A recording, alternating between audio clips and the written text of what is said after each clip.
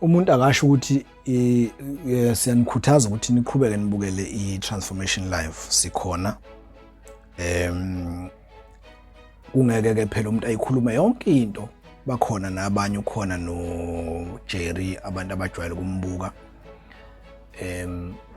Njengoba sake saboshwa nje ahlukene, mina nje ngihlale ngisho ukuthi angikaze ngibe inombolo ejele, angikaze ngiyithathe inombolo, kodwa I can tell you something ngenombolo, kukhona engakutshela ngayo ngoba I used to interview abantu ngaphakathi, ngibuzisisa, kodwa futhi bakhona abanye abafowethu ebebe yinombolo.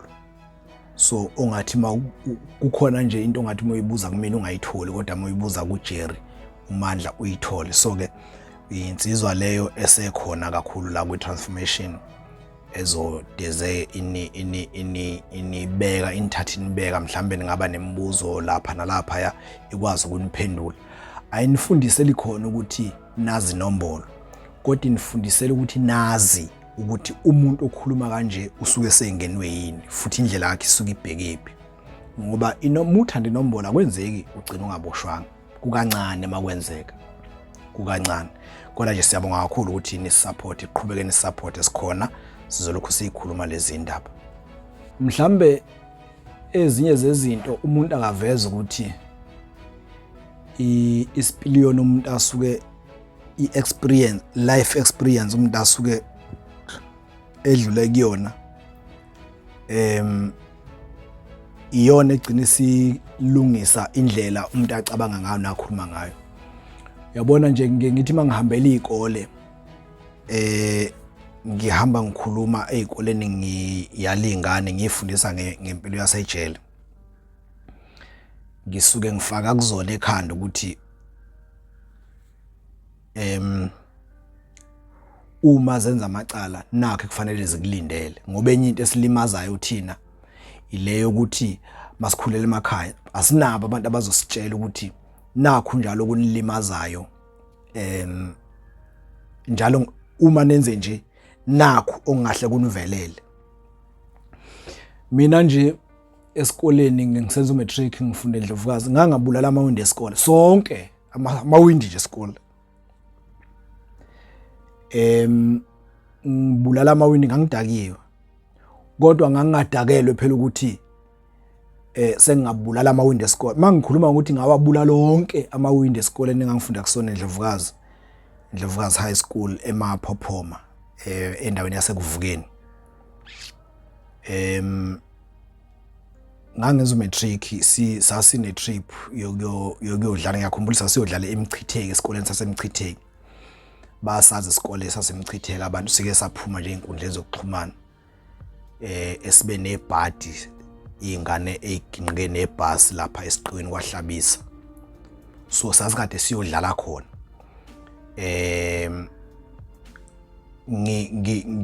Kwenzeka nje lokhu, uyazi ukuthi manisuke nizohamba nesikole nezingane, niyafika ekseni kakhulu esikoleni ukuze lithi malifika ibhasi elizonithatha nibe seniphelele. So mina ngenxa ukuthi nginegenge la esashomene nayo, safika thina sasiplan ukuthi sizofika ngo4 ekseni, sifike ngo4 siqale kulomuzi udayisa utshwala ukuze ukuthi kushawa u7 lo ekuthiwa siphelele ngawe esikoleni, sibe sesiqedile, sesiphuze saqeda thina sadako.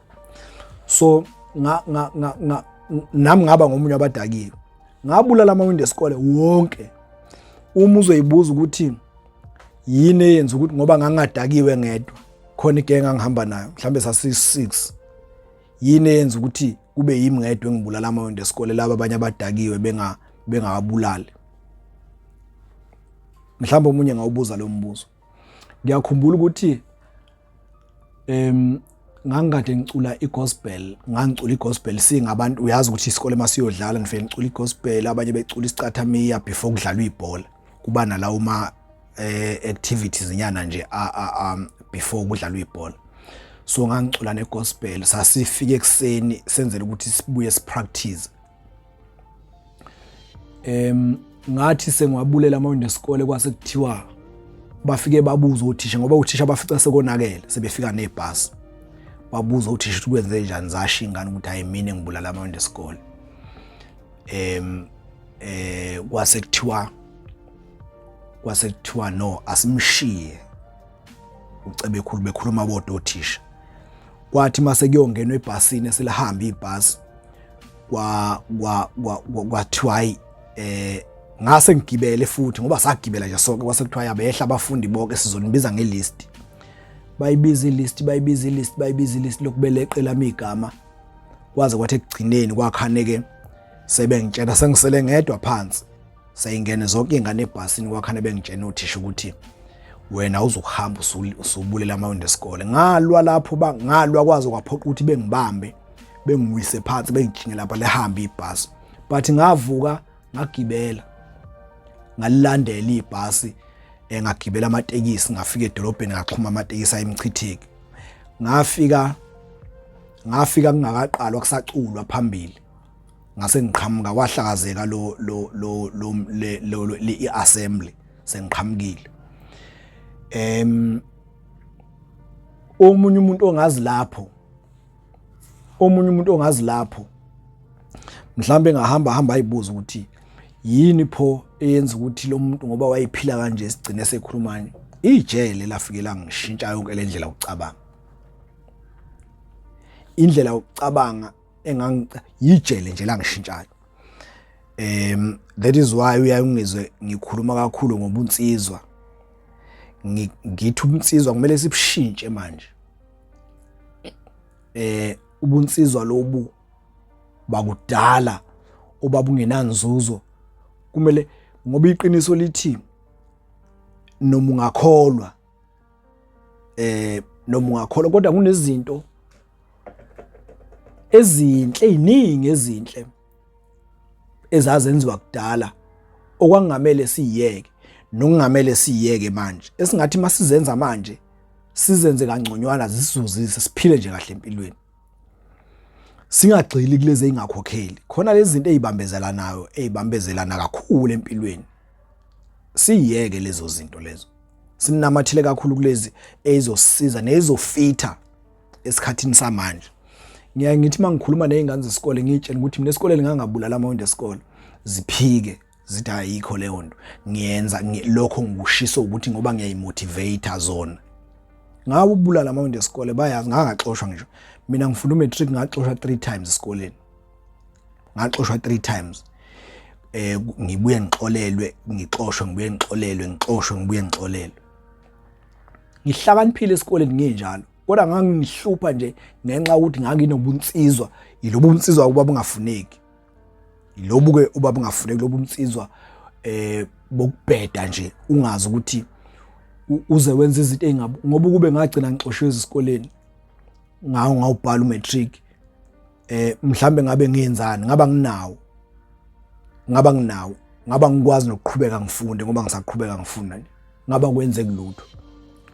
So ezinye izinto sengazi ukuthi singayifunda sisebancane, angazi kanjani sifunde sisebancane ukuthi lezi nalezi ayisandawo, noma bengayithanda abantu bebebaningi kodwa nje ayilokhu nalokhu akusandawo. So ke ezinye izinto siyikhulumela ngoba ngiyazi abanye bayebebuza ukuthi i-background yakho before uboshwe yayinjani, wawuyinkabi wawuyini, no ngangimuntu nje, kodwa nginalo ubunsizwa lobu obabuye bungakhokheli.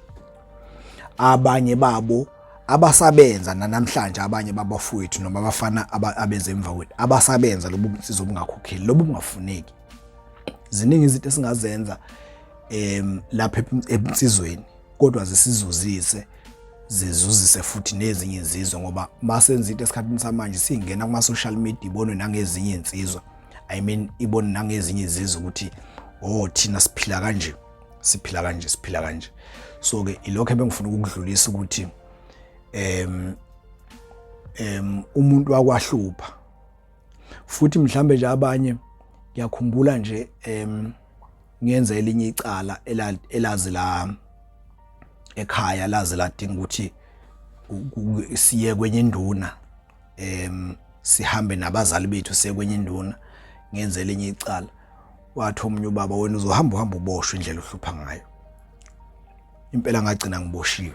Shuthi ngamanye amazwi nawe nje ukuthi uyasibukela lapho ngasekhaya uyahlupha. Ufune wazi ukuthi at the end of the day akuzokugcina wena kuzogcina ijele. Siyabonga kakhulu.